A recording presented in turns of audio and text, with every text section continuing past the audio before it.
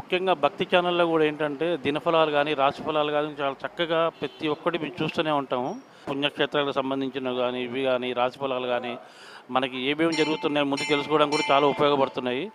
భక్తి టీవీలో చాగంటి కోటేశ్వరరావు గారి, గరికపాటి నరసింహారావు గారి సత్సంగాలు చూస్తూ ఉంటామండి.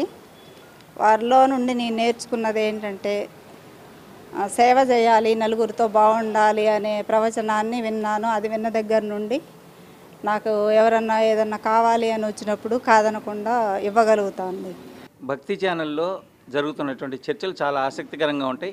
అవన్నీ కూడా మనం అందరం ఆమోదయోగ్యంగా ఆచరించే విధంగా ఉంటాయి.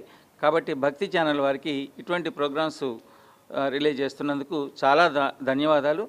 ప్రజల్లో ఇటువంటి భక్తిభావాన్ని నింపుతున్నందుకు కూడా భక్తి ఛానల్ వారికి చాలా చాలా కృతజ్ఞతలు. యాక్చువల్గా మేము ముస్లిమ్స్ తిరుపతి తీసుకెళ్ళే వాళ్ళు కారు. అయితే మా ఊర్లో ఒక అతను ఉన్నారు, వైశాసు భాస్కరరావు అని. ఆయన అన్నారు, అరే నువ్వు నా ఎమ్మట్రా తీసుకెళ్తా అని చెప్పేసి నన్ను తిరుపతి తీసుకెళ్ళడం జరిగింది.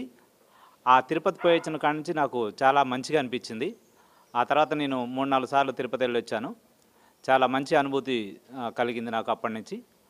ఆ తర్వాత నేను శివమాల కూడా, శివుడి యొక్క రుద్రాక్ష మాల కూడా నేను వేసుకోవడం జరిగింది. అప్పుడు నా జీవితంలో చాలా మంచిగా జీవితం అనేది మంచి సాఫీగా జరుగుతుంది. అది మన భక్తి ఛానల్లో నేను చూడడం, హైదరాబాద్ పోయి అది ఆ మాల వేసుకోవడం జరిగింది.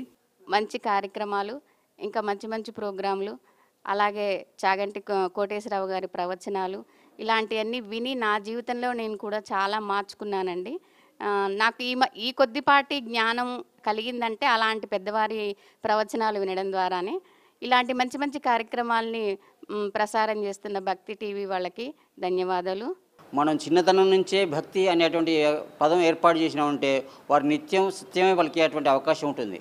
ఆ అవకాశంలో ప్రతి విషయాన్ని కూడా వారు సత్యమే చెప్పేటువంటి అవకాశం ఉంటుంది. కాబట్టి వారి స్వామివారి యొక్క భక్తికి దాసులై ఉన్న వారు ప్రతి ఒక్క వారు వాళ్ళు నిజమే చెప్పేటువంటి అవకాశం ఉంటుంది. దాన్నే నిజంగా భావించుకుని మన స్వామివారిని ఎల్లవేళలా భక్తితోని సేవించేటువంటి ఒక భాగ్యం కలిగించేటువంటి విధానం మనం నేర్చుకుంటే దానివల్ల ప్రతిరోజు ఏ భక్తునికైనా, ఏ యొక్క పిల్లలకైనా, పెద్దలకైనా, ఎవరికైనా సత్యం పలికేటువంటి అవకాశం ఉంటుందండి.